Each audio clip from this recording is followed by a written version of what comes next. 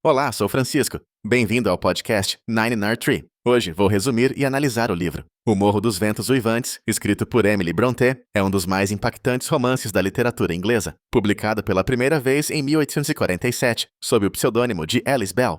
A trama é narrada de forma não linear, por meio de múltiplas perspectivas, o que permite ao leitor compreender a complexidade das relações entre os personagens e os conflitos que permeiam a obra. A história se desenrola em uma região rural e isolada da Inglaterra, onde os ventos uivantes refletem a turbulência emocional vivida por seus protagonistas. O foco central da narrativa é o amor intenso e destrutivo entre Heathcliff e Catherine Earnshaw, cuja paixão se torna um ciclo de dor e vingança. O ambiente hostil e as condições climáticas severas não servem apenas como um pano de fundo, mas também como uma metáfora para os conflitos internos dos personagens. Brontë constrói uma atmosfera sombria, repleta de simbolismo, que desafia as normas sociais do seu tempo e aborda temas como classe social, degradação moral e a busca por redenção. Este romance se destaca não apenas pela sua escrita poética, mas também pela profundidade psicológica dos seus personagens e a complexidade de suas relações. A obra é uma reflexão sobre o amor em suas diversas formas e suas consequências, fazendo dela uma leitura obrigatória para quem se interessa por histórias que exploram a natureza humana em sua mais crua realidade.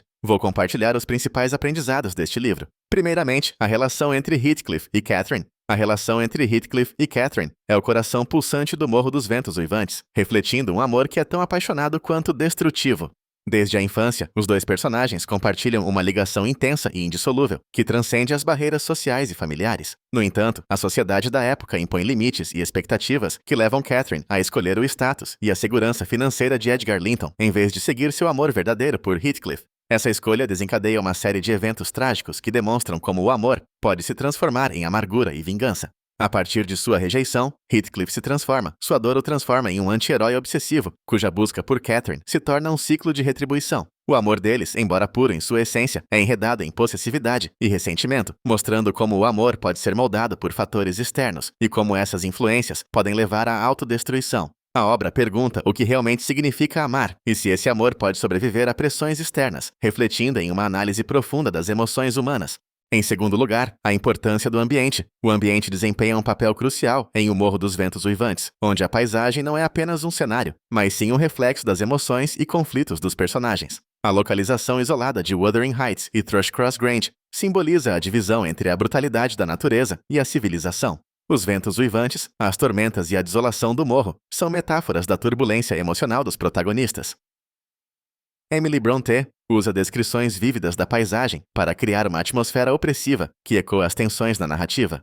O clima severo e as condições desafiadoras tornam-se paralelos às lutas internas de Heathcliff, enquanto o contraste com a calma e a ordem de Thrushcross Grange representa a luta entre a paixão descontrolada e as normas sociais. A interligação entre o ambiente e o estado emocional dos personagens realça a ideia de que a natureza pode refletir o tumulto humano. Além disso, a aridez do ambiente também destaca o isolamento e a solidão dos protagonistas, que muitas vezes são os reflexos de suas próprias decisões e ações. Em terceiro lugar, classificação social e vingança. A questão da classe social é central na narrativa de O Morro dos Ventos Uivantes, onde as diferenças de status influenciam profundamente as relações entre os personagens. Heathcliff, um órfão encontrado, enfrenta preconceitos e discriminação por sua origem humilde. Essa marginalização alimenta seu desejo de vingança contra aqueles que o maltrataram, especialmente Edgar Linton e Hindley Earnshaw. Através de suas ações, Brontë explora como o desejo de ascender socialmente pode corromper a alma e destruir relacionamentos. Essa luta de classes se torna uma força motriz na narrativa, mostrando que a busca por poder e reconhecimento pode levar à autodestruição e ao sofrimento dos outros.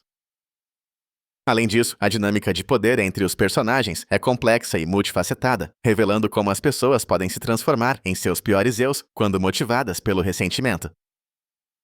A vingança de Heathcliff se desenrola ao longo da história, trazendo desencontros e tragédias que sublinham a natureza destrutiva de sua busca por recompensas sociais.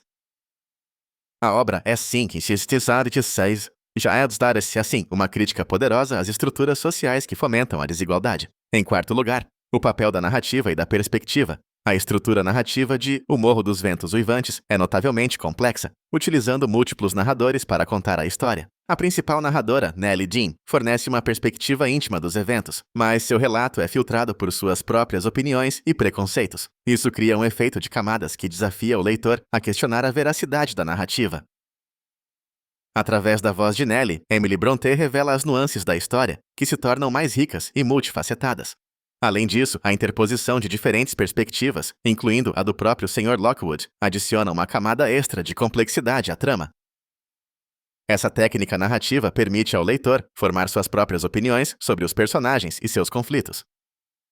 O uso da narrativa não linear também contribui para a construção do mistério ao longo da história, mantendo o suspense e o engajamento do leitor. Essa escolha estilística destaca a subjetividade da experiência humana e como diferentes indivíduos percebem a mesma realidade de maneiras diferentes, aumentando a profundidade emocional da obra.